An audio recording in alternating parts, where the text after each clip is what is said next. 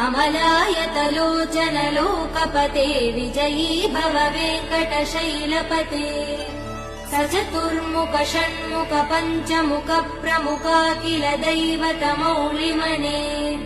शरणागत वत्सल सारनिधे परिपालय मां वृषशैलपते अतिवेलतया तव दुर्विषहैयनुवेल कृतैरपराध सदैः हरितं त्वरितं वृषशैलपते परया कृपया परिपाहि हरे अधिवेङ्कटशैलमुदारमते जनताभिमतादिगदानरतात् परदेवदया गदितान् निगमै कमलादयितान् परं कलये